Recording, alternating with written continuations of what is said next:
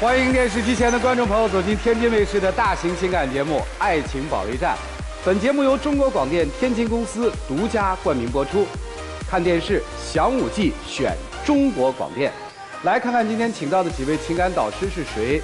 他们是情感导师白燕一老师，欢迎白老师；青年作家文洁儿老师，欢迎；情感导师严品红老师，欢迎；情感导师张磊老师，欢迎。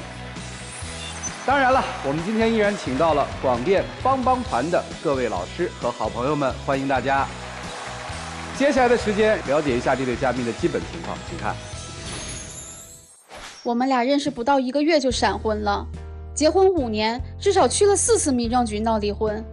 我现在反思，是不是当时太冲动了？我什么也不了解就嫁给他了。没想到婚后，我俩3观不合，性格不合，还有婆媳矛盾。本以为别人口中这些问题不会发生在我身上，但没想到还是逃脱不了柴米油盐。现在生活完全打破了我对婚姻的憧憬，我还要不要继续和他走下去？让我们请出这对夫妻，有请。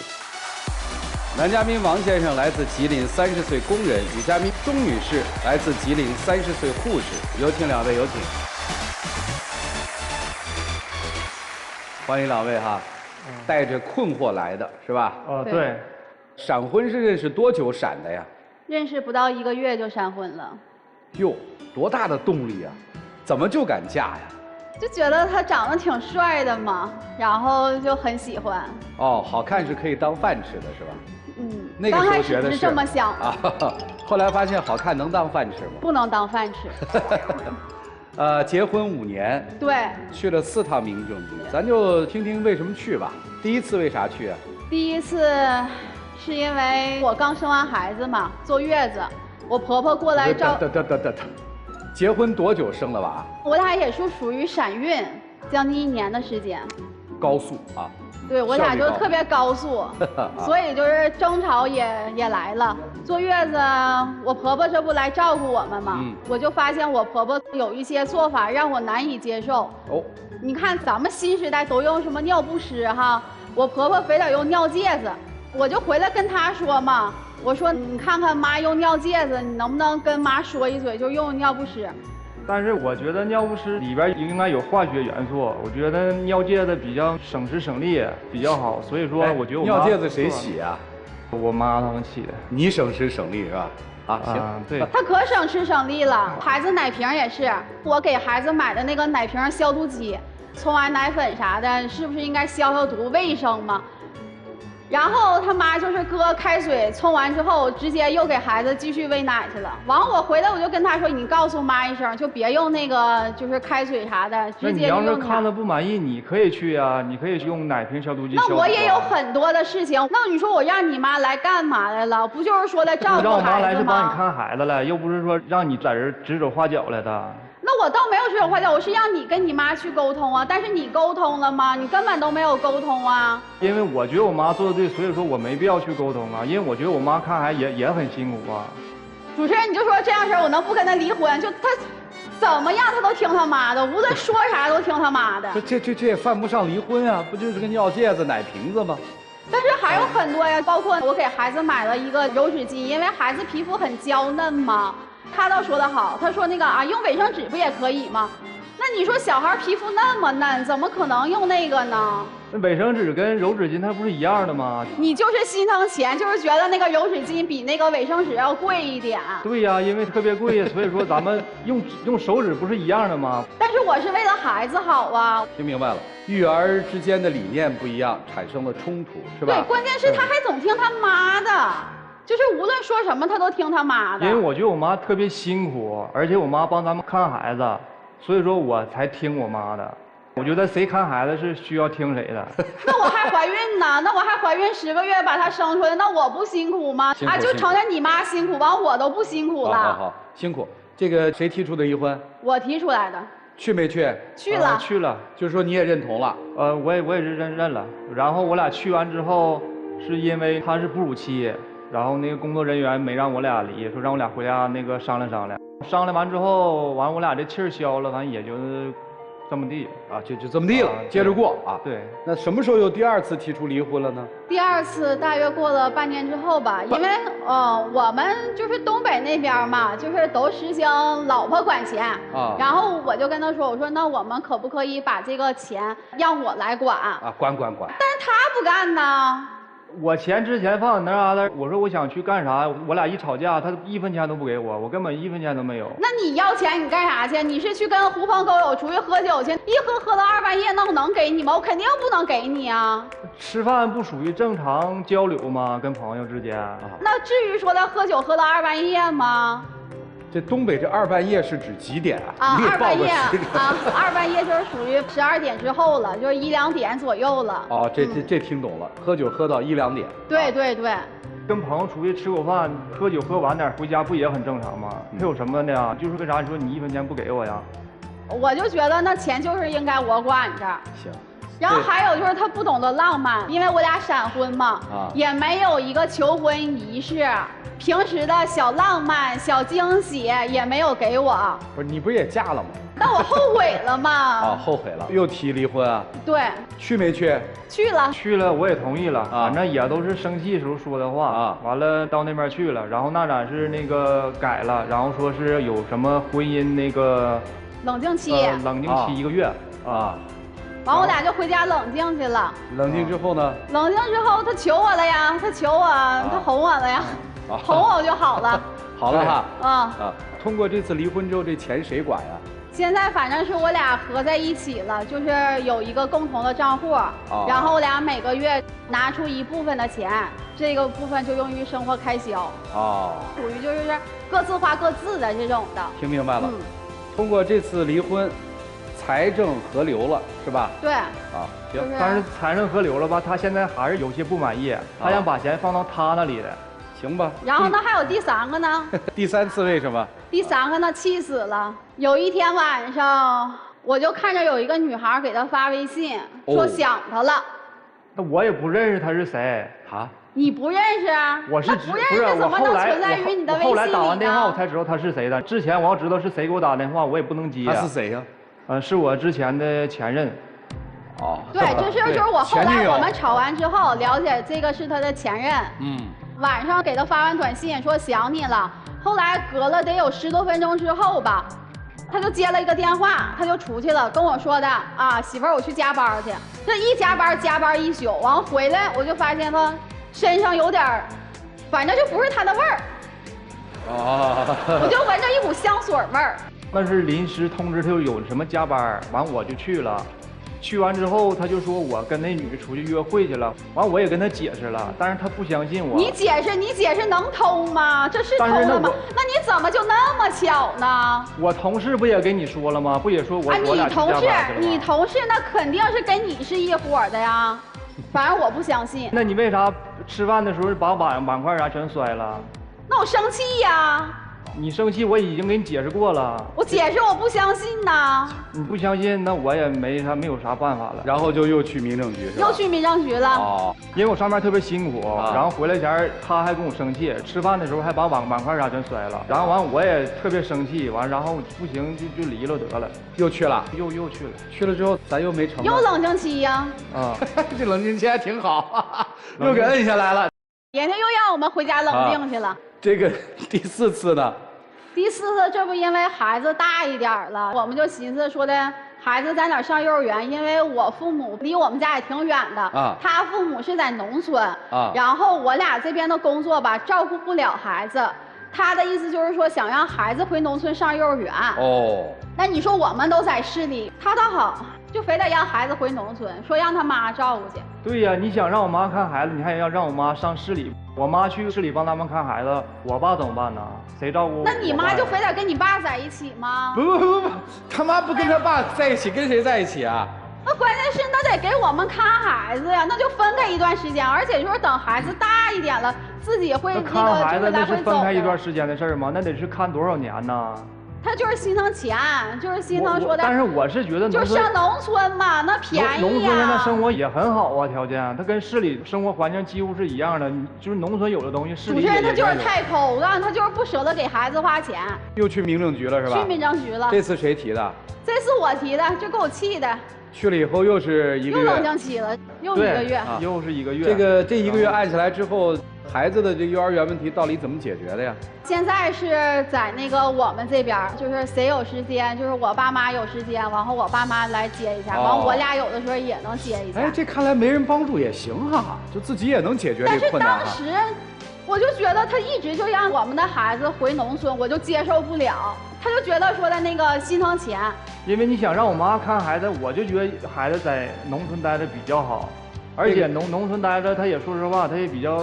省钱，那不还是说的就是说的浪费钱吗？心疼吗？现在有多久没再去民政局了？现在得有1年了。问题都解决了是吧？也没咋解决，所以说就是现在这问题，我俩现在都放在心里放了，然后也都没往出说。然后平时我俩就是总闹矛盾，可能是这几次的事儿吧，给我整的我也挺没有安全感的。他脾气越来越大了，总看我不顺眼。那不是我看你不顺眼呢，我下班晚，然后我回家的时候说拿完你给我做口饭也行啊。那我上班也很累呀，我也想回去之后我也下班早你就帮我做一下子，怎么了？那咱俩可以一起做呀，为什么非得让我做呢？那我下班7点了，我给你做完饭，我全都几点了？那一起做还做得快呢。那你还喜欢买衣服？那你那衣服买完之后你也不穿，全放这放着。那女孩子买衣服不很正常吗？你拿回你是穿也行啊，完穿完之后一到换季的时候全洗了。我当时很喜欢的，我现在我不喜欢了呀。一般夫妻到了这个时候，大多数的争吵是因为孩子啊。怎么你们没提孩子呢？孩子吧，咋没有呢？那更多了。哎呀妈，那提孩子那气死我了都要。前段时间，我们那边的气温可能就是说的忽高忽低的。那你说我晚上我给孩子多穿点衣服不很正常吗？他说我给孩子穿多了，然后就在那儿，哎指挥，哎你给孩子少穿点，少穿点。你要给孩子少穿点，那你穿呢？完就在旁边指指花花，指指花花的。我不累了吗？我寻思让你谁不累呀？那我也很辛苦的呀。您是护士是吧？对。你们是3班倒还是怎么？3班倒，我也有夜班嘛。要不咋说我照顾不了孩子，有的时候夜班的时候可能就没人看孩子了。那谁看呢？我要上夜班的情况下，我妈有时间我妈来，然后我婆婆有时间我婆婆过来。那她呢？你不看？我是那个白班夜班，我时间很少，因为我上班下班比较晚，一点儿也指不上。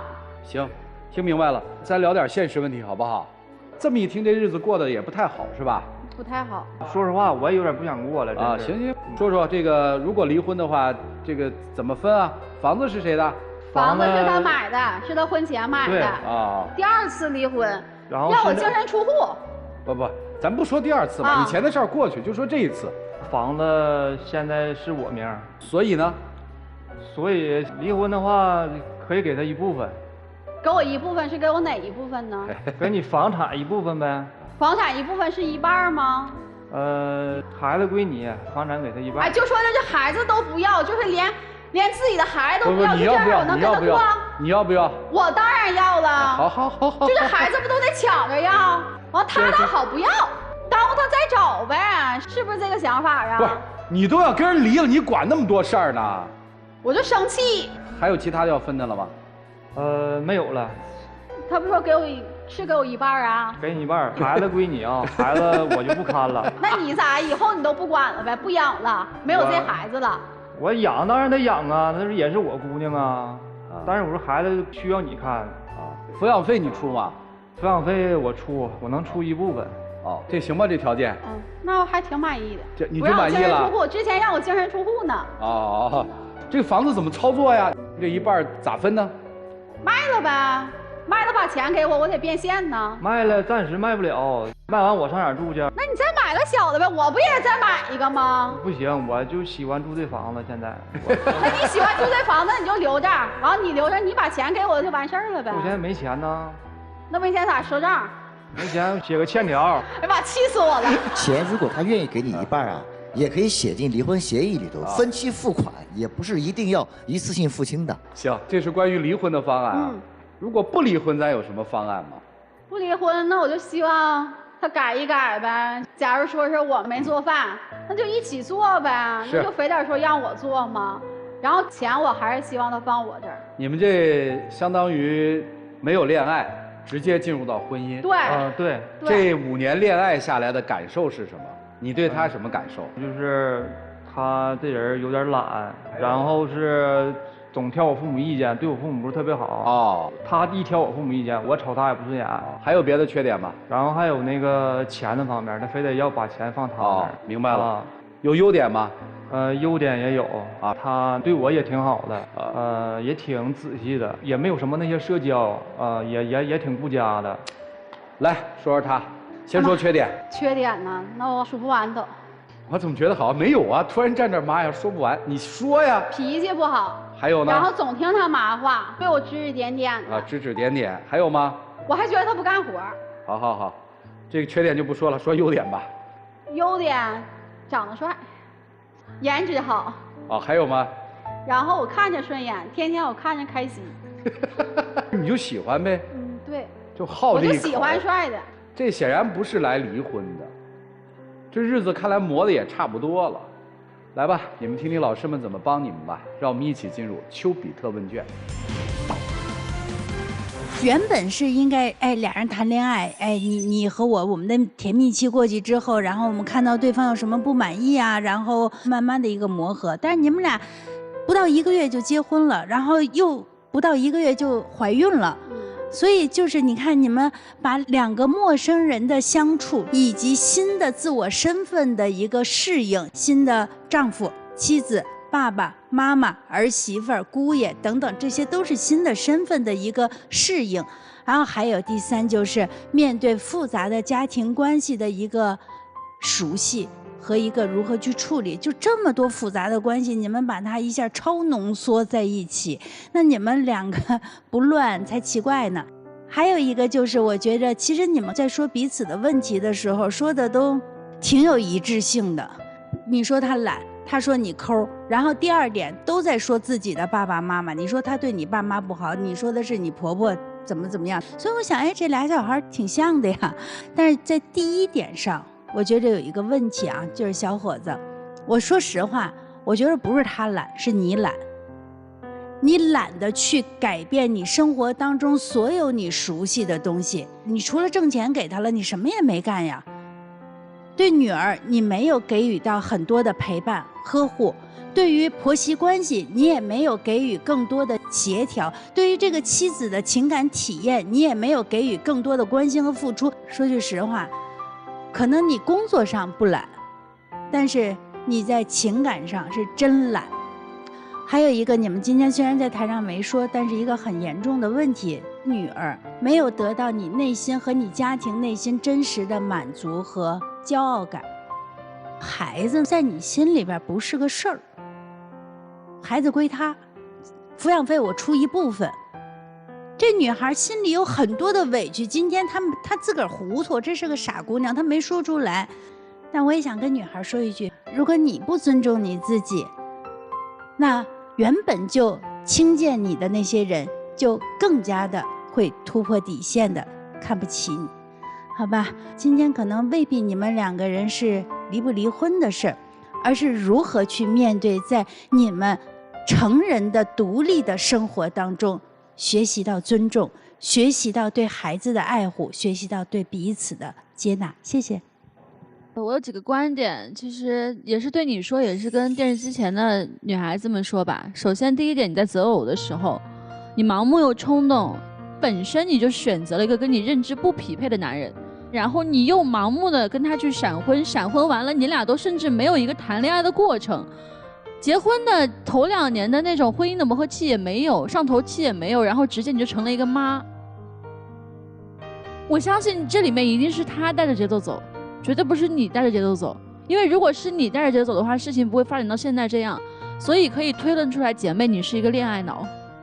你说他是妈宝男，我跟你说，他还不是一个完完全全地地道道的妈宝男。为什么呢？因为他的母亲其实并没有在你们的亲密关系中过度的去关注包办或者干涉，只是说他利用了一个他妈妈说的一个幌子来表达对你的一些不满。你要看清楚这个现状，就是这个事情背后的本质是什么。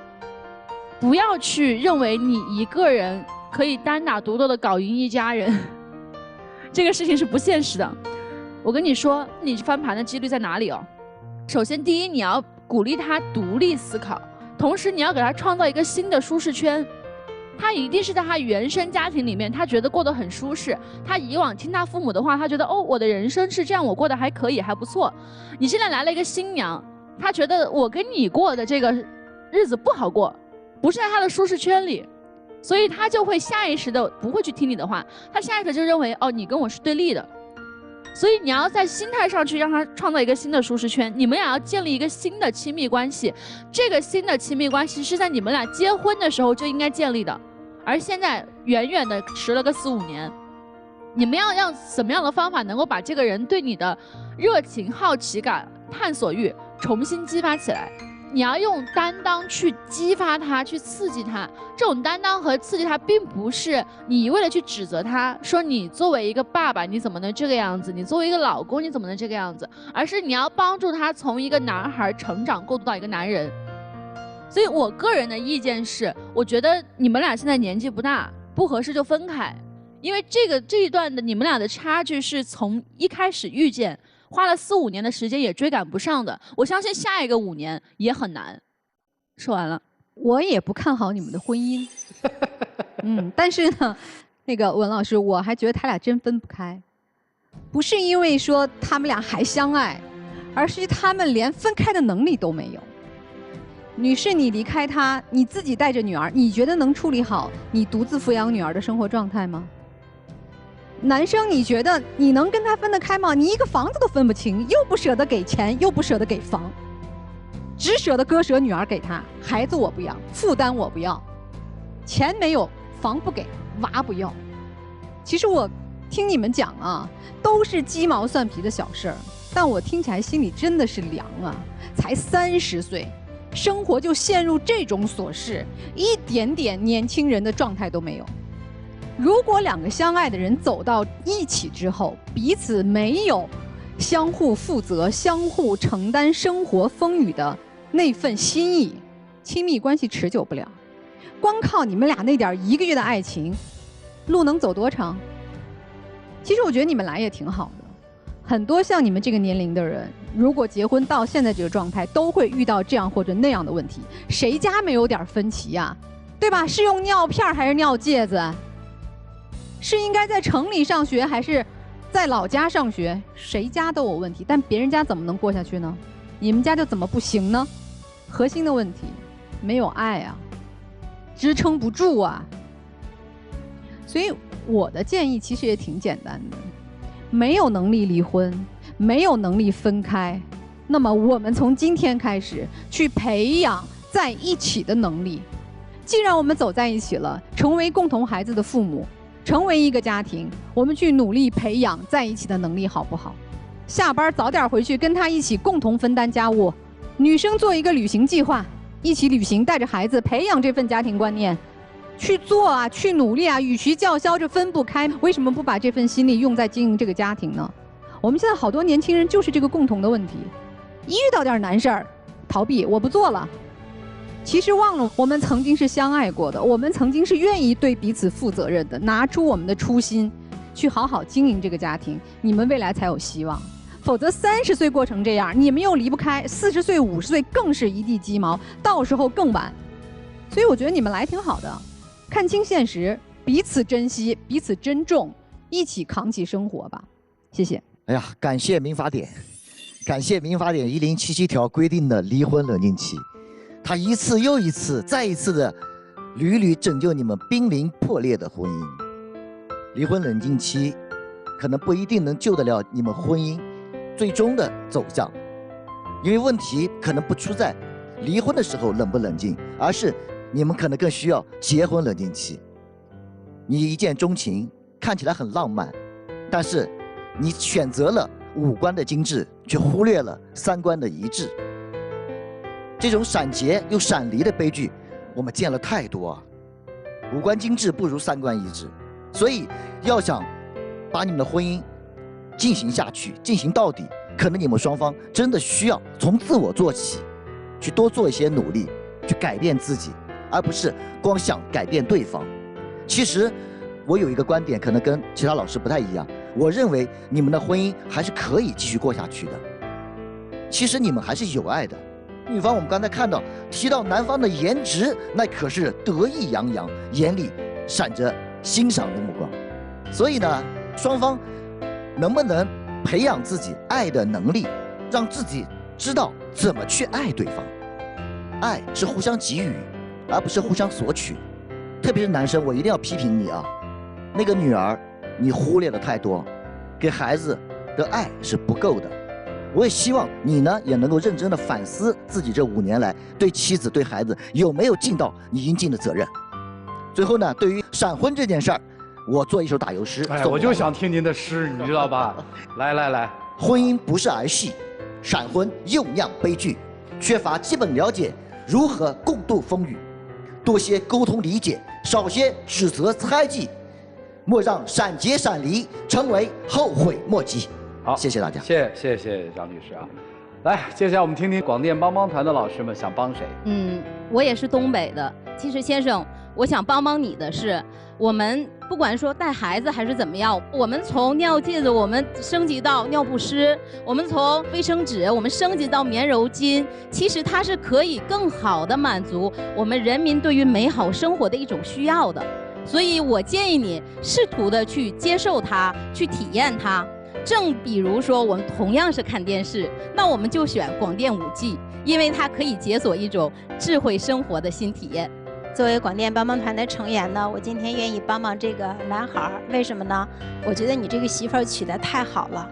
我特别喜欢他，从他上场到说话，包括他在乐呀，他的哭、他的痛苦啊什么的，我觉得他是一种对待生活的特别美好的、乐观的态度。而你呢，其实特别漠然。我也想冒昧的问一下啊，你们那房子虽然是婚前准备的，是全款买的吗？之前不是，但是后来我俩就是没剩多少钱，但是后来还上了都。那是结婚后还上的吗？对。所以姑娘，你对婚后共同还贷部分的房产是有权利的，他不可能让你净身出户。婚后共同还贷部分属于你们的夫妻共同财产。那个钱比较少，就是那个十多万块钱。就算是再少，他也有权利，对吧？你不能说让人家净身出户，放弃人家的权利吧？婚后还贷部分以及相应的房产增值部分，他都有权要求分割。这些确实是人家的财产。所以你不要认为是对他的这个好像是施舍也好，还是我对他的善意，这确实有人家的一部分。另外一个就是说，在照顾孩子部分，人家确实付出了更多的一个精力，娶到这么好的媳妇儿了，好好珍惜吧。好，谢谢老师。会生活选广电，让我们一起进入真情60秒。我是就一个要求，只要是你对我妈别有太大意见就行。因为你跟我妈有争吵的时候，把我夹中间，我也很难做。还有钱的方面，我希望自己管自己的，因为我也有我个人的社交，还是自己管自己比较好。我们结婚5年了，都已经去了4次民政局了，每去一次都让我的安全感越来越少。我希望你对我好一点，如果你对我不好的话，我不知道我们那个路继续该怎么走下去了。我希望咱俩彼此好好想一下，咱俩未来怎么走。可以。行，谢谢2位，请回吧。电视机前的观众朋友，欢迎登录优酷视频、腾讯视频、搜狐视频，收看节目的完整内容。来吧，我们看他们自己的选择吧。请开门，开门。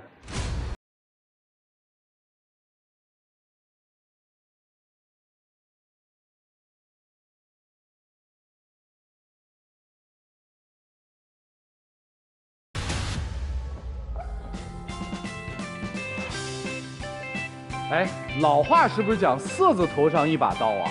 那这帅哪儿帅了？哎呦，不，审美不一样啊，不带这样的啊。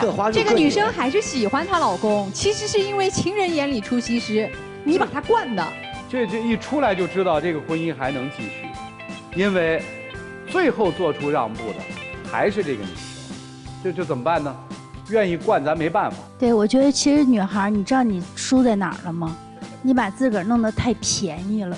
你不值时间，你不值被尊重，你不值被珍惜。当你对你自己的尊重都已经到地板上的时候，人家给你弄个地下室算对得起你。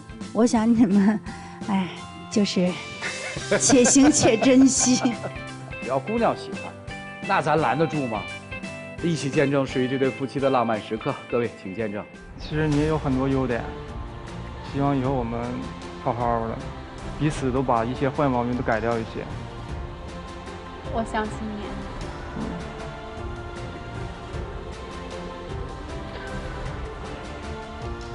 请回吧，谢谢两位。好，谢谢各位老师的评价。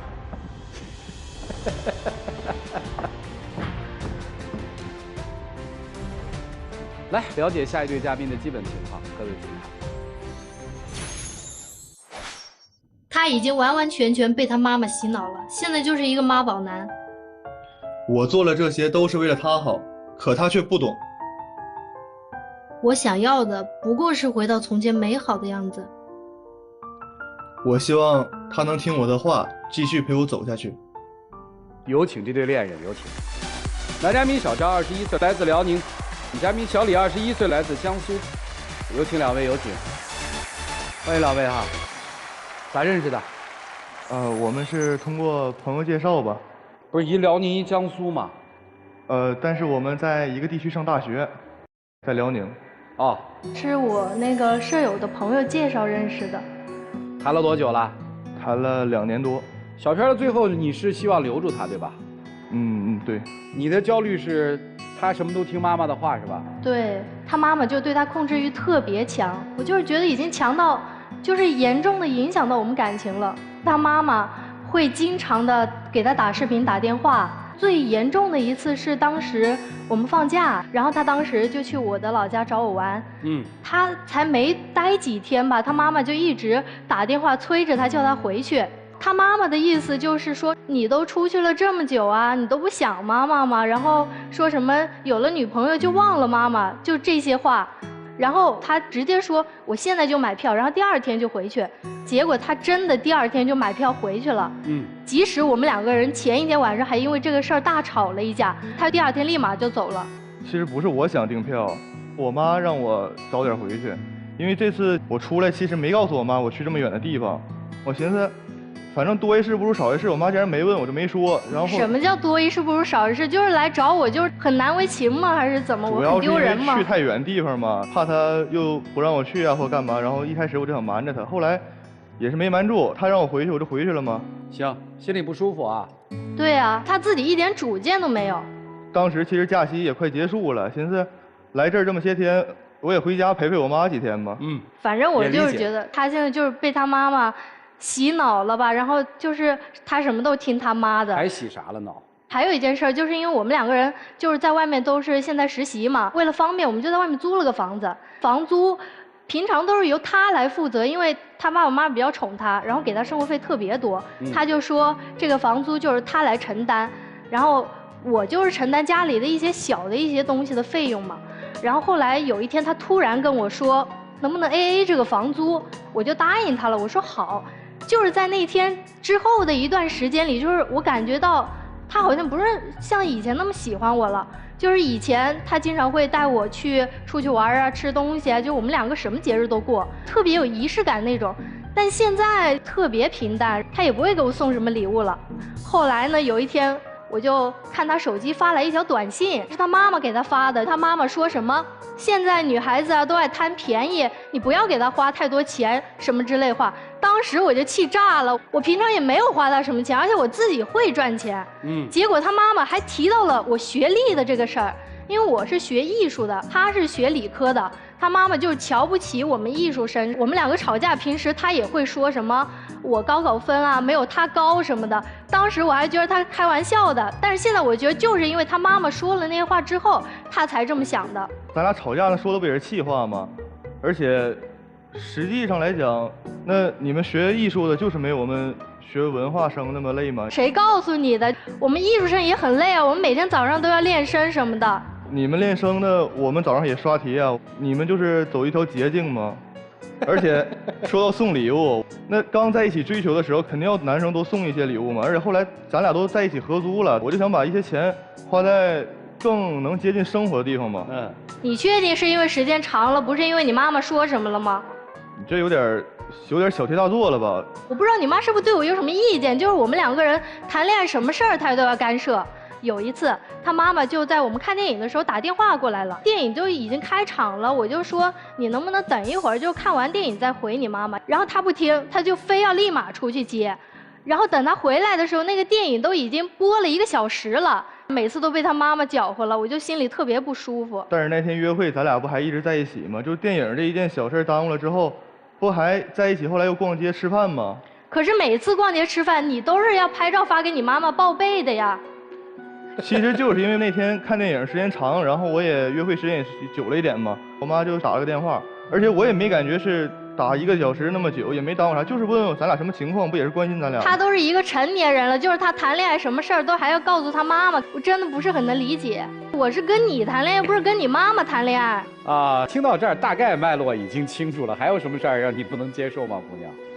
还有就是，他其实之前也去过我们家，我爸爸妈妈就挺支持我们两人谈恋爱的，然后也没有多干涉什么。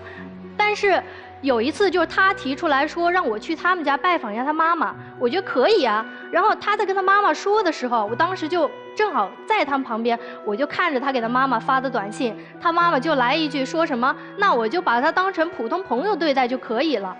当时我就觉得听着特别不舒服。当时他是误会我妈的意思，主要是当时刚在一起不久嘛，我怕他紧张，然后我就想告诉他，我说，你当普通朋友，你也不用太多的顾虑，什么拿礼物啊，什么话术什么的，就不用想太多，你轻松一点来我们家嘛。而且再说，如果咱俩后来发生什么事吵架了，我妈不也想别让你有什么不好名声吗？先。你觉得你妈妈是这么想的呢？她难道不是因为就怕我把她宝贝儿子抢走了吗？妈妈的事情我们基本听明白了。咱就把妈妈放在一边，她自己对你提过什么要求吗？自己对我提过，就是她现在变得控制欲特别强。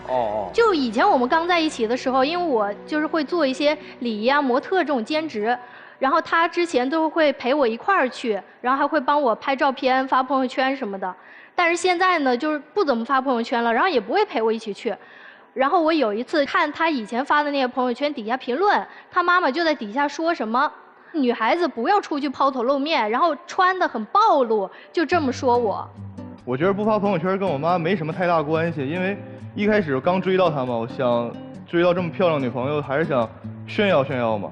然后后来我俩越来越稳定，我觉得就是也是想低调一点嘛，太炫耀也没有什么好处。然后再说后来也到夏天了嘛，她穿的裙子，然后我想我要再发，我觉得有点不太好吧，而且我妈也只是提了一个建议，说这种穿的不太好。我感觉就算你问一下你妈，你妈也可能觉得那个裙子很短吧。这都什么年代了，穿衣自由，我想穿什么就穿什么呀。而且那些就是很普通的衣服，就是短裤短裙，夏天了，那女孩子都爱美，穿好看一点怎么了？但是你想，你平时做什么兼职啊、模特什么礼仪什么的，我不也想没什么安全感吗？而且我妈说的她也没有错呀。是你妈说的还是你觉得呀？只能说意见一致。他妈妈说的，因为以前我们刚在一起，你信他那鬼话？刚认识的时候，他妈说的，不就他自己吗？可是我们刚认识的时候，我就是这么穿衣服呀。然后他当时也没说什么，就是后来在一起久了，然后他妈妈跟他说了之后，他就不让我穿一些短裤啊、短裙了。除了在穿着上面对你有这种控制之外，还有其他的方面吗？还有就是他现在会查我每一笔收入和支出，就查我的账单，就我每天花在哪儿都要跟他说得一清二楚。她之前有一次，我无意间看见她给她前男友转过一笔大几千的数，然后我问她为什么你要给你前男友转这么多钱，她说她忘了。我觉得你就是心里有鬼啊！你就是这种情况你怎么能忘呢？我觉得那件事跟你有什么关系呢？你问这么清楚干嘛呀？那件事就是我跟他还没有认识的时候发生的，而且我当时给我前男友转那笔钱，只是因为想帮助一下他，就是转这笔钱给他急用一下。我没告诉他，主要就是因为他脾气特别暴躁。那一天，他直接在凌晨2点的时候就把我前男友电话拨通了，然后打过去质问他。就那么晚了，他凌晨2点打过去，不会打扰别人休息吗？因为我觉得这个事儿，哪怕你告诉我，我可以一起。这钱是谁的？这钱是他的。哦。我觉得你支支吾吾就是心里有鬼瞒着我吗？有啥鬼啊？我怕是没分彻底还是怎么回事，我也不知道。可是我现在已经跟你在一起，好好的不就行了吗？那些事儿都是我们俩谈之前的事儿了。而且就是最让我恐怖的一点是什么呢？他当时直接拨通我前男友电话号码，我都不知道他是哪儿来我前男友电话号码的。我其实之前看过这个短信之后吧，我就顺便给他前男友电话号背下来了。脑子多好啊，快速的背下来。你想留他是吧？嗯，留他的原因是，我认为其实不要太对我妈有太大敌意吧。有些事儿其实也算是我自己判断，只不过我俩意见一致。你确定是因为你妈吗？我觉得跟我妈关系有一点，但我觉得不要这么大敌意。好，你觉得男生相信你吗？信任你吗？我觉得他慢慢的开始变得有点不信任我了，不然不会对我控制欲这么强。所以你头脑还是清醒的是吧？能离开他吗？其实还是比较纠结，因为我们两个也在一起这么长时间了，然后也都见过家长了。就是刚在一起的时候真的就挺好的，但是现在不知道为什么就他慢慢的有点变了。大几了？大4。你呢？我跟他一届的。怎么打算呀？我可能会回南方。我决定考研到他家城市那个学校。你妈让啊？从小到大，关于学习这方面我是很自主啊。他愿意追随你，但是我也不确定他一定能不能成啊，而且他从那么远的地方到我们那儿，我怕他妈又会觉得是我拴住了他儿子。你别老是他妈，跟他妈其实没什么关系。你是打小就想到南方去读书，还是因为他要去读书啊？其实一直有去南方这个想法，认识他之后肯定更坚定了。所以你要明白啊，去南方读书是他自己的一个愿望，跟你没什么关系。你现在把这点给弄清楚好吗？什么时候意识到这女孩快要离开你了？争吵肯定越来越多了嘛，没有刚开始在一起那个时候那么。你觉得他今天能离开你吗？我还是希望不要离开。他能离开吗？今天？不能吧。所以你心里是有底的嘛？他是不能离开的。你确定你们之间的所有问题都是他妈妈带来的吗？我觉得一大部分是这个原因，但是一小部分肯定还是有他自己原因。毕竟他妈妈只是跟我们两个人感情没有直接关系。我觉得，就是他如果能不那么听他妈妈的话的话，其实我们俩感情还是会很顺利的。你确定他是因为听他妈妈的话才对艺术生看不起？这个我没有想过。你确定他是因为听他妈妈的话才跟你 AA 的吗？你确定他是因为听他妈妈的话才查你的消费记录吗？你确定他背你前男友的电话号码是因为他妈妈教他的吗？你确定吗？你不确定。学什么专业？学工程师，设计专业。多有优越感！你这帮学艺术的都是走捷径，是吧？不，我不针对学艺术这个行业，只不过是我们俩个人情况。行，漂亮是吧？那肯定。除了漂亮呢？在生活中吧，他特别细心，像比如说小事儿，包括打个车、点个外卖这种活，我都让他，就是有时候他也教我怎么做。然后伺候的好是吧？除了伺候的好呢？他其实是特别善良的人啊，而且毕竟我是学理科的嘛，我很喜欢聪明的人，他就是那种非常聪明的人。尽管可能在理论知识上不是很聪明，但他在日常生活中，包括学习、生活其他方面的东西，特别聪明。然后这点比较吸引我。听懂了吗？伺候的好吗？善解人意嘛，能够理解你嘛。你做越界的事儿，他都可以站在你的角度帮你想嘛，是吧？好像这优点都对你有利。好像是这样。好吧，老师们看看应该怎么办吧，让我们一起进入丘比特问卷。哎呀，我看有些老师已经坐不住了，是吧？咱们是不是让那个坐不住的先发言啊，文老师？我看你已经3次拿起了话筒，是吧？怎么了？我一整个大裂开。你跟我们说你觉得艺术生走捷径，他走哪条捷径了？你告诉我，你是踏踏实实、勤勤恳恳、辛辛苦苦走到今天的，人家是走捷径的，你是这么认为吗？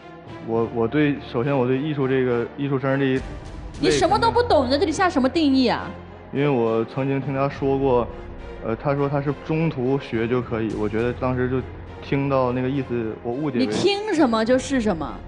我其实一直想跟你总结一下，就是姑娘，你的人生、你的经历是用来提高你自己的，不是用来改变谁的自我意识，不是用来讨好你未来的婆婆的。男孩，你的父母一定对你很好，你也应该在一个很有爱的家中长大，但是这种爱助长了你的自负。你对于这个世界上很多的问题，就是你是不客观的，你知道吗？甚至你没有真正的去认识到你的女朋友是个什么样的人，你根本就不了解她。你今天说的所有的东西都是你对她的想象和你想要的结果，你是以结果为导向去判定你们这一段感情和关系的。但你不一样啊，你很在意她呀。你如果不在意她，你根本就不会在意她的妈妈怎么想。从上台到现在就在讲说，如果没有她的妈妈，是不是我们两个就能好好的？怎么可能没有她妈妈呢？你能没有你妈妈吗？你觉得你说这话可笑吗？你这个前提根本就不成立。为什么这么卑微？他否定了你过往所有的成绩，在你们初遇的时候，他否定了你的自我价值。很多时候不要看男孩子说什么啊，我喜欢你，我爱你，看他怎么做，他付出了什么，时间、精力、金钱，你自己去想想，你们俩的付出对不对等？不要他说啊，我要考研去你的城市，他考研这件事情是利他的，他考研跟你有什么关系啊？你觉得哇，他来到我的城市，好的，你跟他再好个2年，我跟你说，他妈妈也不一定同意。为什么？他妈从根上就看不上你。你现在要做的是什么？你如果对他还有感情，但是这个男孩有一点我可以说，我觉得其实他内心还是比较善良的一个人，因为他能够这么听他妈妈的话，就说明他是在一个比较正向的、充满爱的家庭中长大的，只是他的一些价值观现在非常的有问题。你要如何帮他培养一个好的价值观？首先，我不提倡，我也不希望你去帮他培养这个价值观。如果你非要做不可的话，现在第一，你开始跟他建立起物理距离，你俩不要住在一块儿了。你们现在减少一些那些不必要的、不属于你们这个年纪应该有的生活状态，好好的去过你的大学生活。第二件事情就是建立起你们的心理距离。你们俩的心理距离现在过于的紧密，太近了。你拼命的想往他的世界里凑，他拼命的跟他说啊，你不配，你不配，你不配，你不配。你现在有时间，麻烦你去提升你自己。你长得那么漂亮，可是为什么会有一个这么不坚定和不自信的情感状态呢？你向他学习，他怎么爱自己，你就怎么爱自己。文老师，年轻人说话真的是特别的飒，太喜欢了，就是直接的这种表达。但我觉得这男孩子吧，这么说吧，姑娘，他爱上的既是你，又是他自己的欲望，而你只不过是他欲望的一个过客。我们每一个人其实谈原生家庭是我们思考的一个方向，但它绝不是我们回避当下现实问题的一个理由。你有没有想过，就这个男孩子他对你的控制，一个人之所以对另外一个人会有特别强烈的控制，通常有2个典型的内在动力。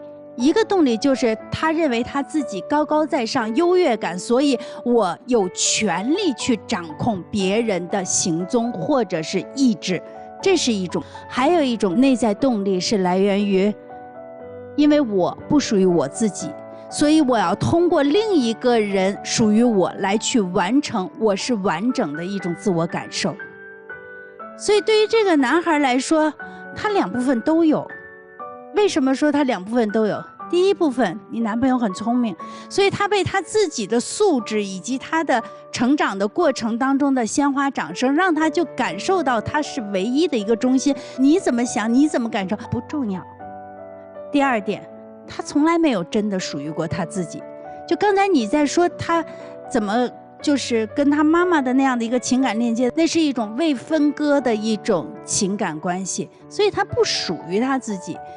所以在这种情况下，他对于他认为属于他的欲望的组成部分的控制会非常的强烈。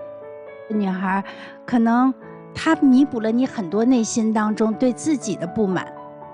你之所以会选择他，有很大一部分是因为你对你自己在所谓的才华或成功这个部分上是失望的。我要在另一个人身上去实现自己内在的自卑的东西，但你要知道，这个东西是你的和不是你的，并不能通过另一个人来去获得。所以何去何从？希望你们2位在这么年轻的时候有更加成熟的思考。谢谢白老师，从专业角度解读的非常的深刻啊。我从你们生活当中说几句，分开吧，姑娘。你是一个单纯美好的个体，也应该以后持续的向着更美好的生活去前进。你如果跟他持续在一起，你的光芒就没了。从我的理解角度讲，他还真不是一个妈宝男，他可有主见。我觉得很多时候他是拿着他妈来当挡箭牌。为什么一开始不说你的裙子短啊？追你的时候呀，他可知道怎么追了，捡你爱听的，夸你，所有的都是好的。时间长了呀，你的情感投注到他身上去了呀，你的那种依赖型的东西出来了呀。他知道这个时候分寸可以拿捏到，我来控制你的穿衣了。所以如果你长期跟他在一起，你的光芒真的会没有。艺术生怎么了？艺术生本身就是因为艺术特长而走入大专院校去发挥自己的特长的，他没有。其实他是自卑的，他怕你跑了，其实是因为他不配。姑娘，不是你不好。如果一个人他真的是优秀的，他绝不会去贬低身边的人，绝对不会去说你这不好那不对，他只会鼓励你。男生，你实话实说，你是妈宝男吗？不算太是吧。我觉得你真的不是，你挺有主见的，你真是个妈宝男。从一开始你就会问你妈妈，我追艺术生行不行？你根本没问你妈呀，你追到手才跟你妈说呀。对，如果你真是妈宝男，真是你妈介意他花你钱租房子，一开始你就得问妈，我能不能交房租让她住？她是外地姑娘，你从来不问，你有主见的很。你也知道这样的女孩，你如果不用这样的方式，你看不住留不住。但是我告诉你，一个人想要拥有另外一个人的爱，只有一点可以得到，就是你真心的爱他。什么叫爱？爱是让他变得更好，爱是鼓励，是支持，是包容。所以我觉得今天把大家情感和欲望放在这里，拿出来，让你们一对年轻人都看清楚。至于未来的路怎么走，我希望你们去好好的思考。在真的是花一样的年纪，我都希望你们做更美好的自己，希望你们懂得爱的真谛。谢谢。严老师说男生爱他，我真不觉得那是爱，顶多就是喜欢。爱首先是尊重他，可是你的所作所为并没有尊重到他。这个男生虽然说自己不承认自己是妈宝男，但是他的行为模式很奇怪。一个已经成年的、即将大学毕业的男生，凡事都要向妈妈汇报，这个挺让我不能理解的。我不知道这个妈妈是真的跟你还没有剪断那根隐形的脐带，虽然你身体上那根脐带在20年前已经剪断了，但是不是心理上跟妈妈的那个连接的脐带还没有剪断，还是这个妈妈只是你用来控制你女朋友的工具？是与不是，我想你自己心里可能更清楚。我希望你至少应该是一个独立的人。父母和子女之间的亲子关系啊，其实它就是一场注定为了分离的相聚。可是你呢？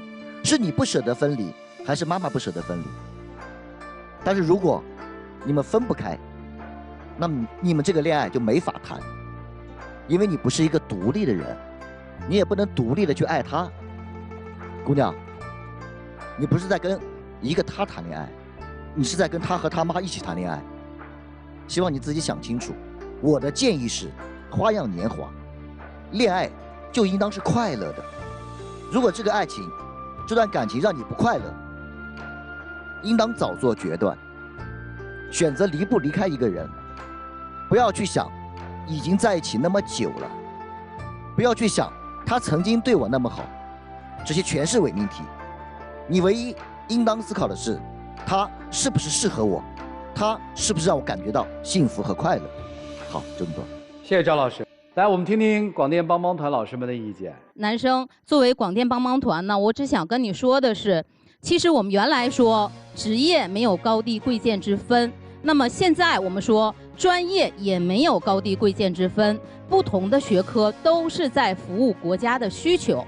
艺术生有艺术生的丰富的创造力和表现力，那理科生呢有理科生严谨的思维能力和解决问题的能力。如果说你能很好的融合这一点，从他的身上你得到启发，因为你也是在学设计的，你能得到启发，你能得到更高的灵感的话，那么我相信你一定会成为一个具有人文素养的复合型的人才。作为广电帮帮团的成员呢，其实我特别想帮一下这么美好的一个姑娘。刚才在化妆间的时候，如果我没有记错的是，我正在化妆的时候呢，你男朋友走过来问化妆师说，什么时候能给我的女朋友化妆？这个事情其实有2种解读，因为你就在旁边站着，你也完全可以自己问嘛。他既然走过来帮你问了，我觉得2种解读。如果你把它理解为一种呵护，而且你还很享受这种呵护，那你就继续。如果你认为这个事情让你很不舒服，是他对你生活的一种支配，连你什么时候想化妆他都想去支配，我觉得青春这么美好，你更加美好，不要把这美好浪费在一段不值得的感情里边。谢谢老师。小伙子，我就仅探讨你们俩之间一点，好不好？你特别重要的一个合作伙伴，你去那个地方看他了，你妈来了个电话，你第2天这事儿还没完，你敢拔腿就走吗？就妈说儿子我想你了，你走吗？还是不尊重他妈。其他我也不知道说什么，就我看到的就是不尊重。就这段恋爱关系当中，你觉得他没有那么重要，这姑娘实际上面是被轻视和轻漠的。所以你以后如果再谈恋爱的话，或者你们俩再继续的话，我觉得你还是应该调整一下。对，行了，接下来时间留给你们吧。会生活，选广电，让我们一起进入真情60秒。我觉得老师其实说的特别有道理。其实我就是一个在鲜花和掌声中走过来，导致我现在特别的自负。首先我要跟你说一声对不起吧，我要对我自己的傲慢和我的偏见说一声对不起。其次还有老师说过，对人首先要最重要的是真心嘛，真心既然体现在哪儿？体现在时间、精力还有金钱。我反思了一下，确实这几方面一开始不管是装样子还是怎么样，肯定没有一开始做那么好了，这是我最应该改的一个地方。还有像老师说的，我确实是该把隐形的脐带给剪掉了，我应该有一些自己判断的能力了。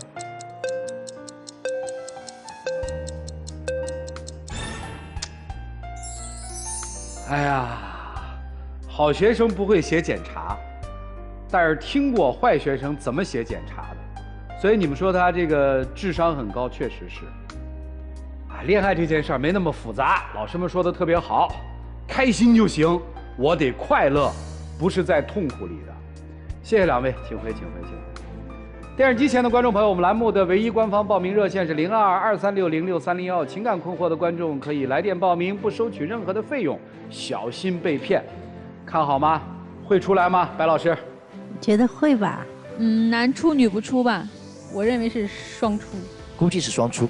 来吧，看看他们自己的选择是怎样的，请开门，请开门。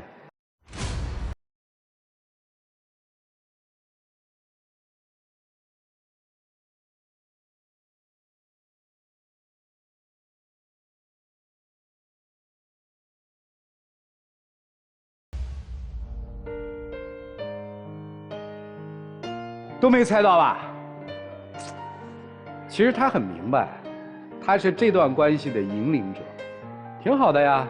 就记住那句话啊，恋爱是没有标间的，什么好什么坏，但是它至少有一个核心标准，就是在这个之中，恋爱的双方是快乐的，啊，只要够快乐，那这个爱情就可以谈下去。本节目由中国广电天津公司独家冠名播出，看电视享5季选中国广电。再一次的感谢中国广电天津公司对本节目的大力支持，也谢谢电视机前观众朋友的收看和陪伴。我们下期节目再见，谢谢大家。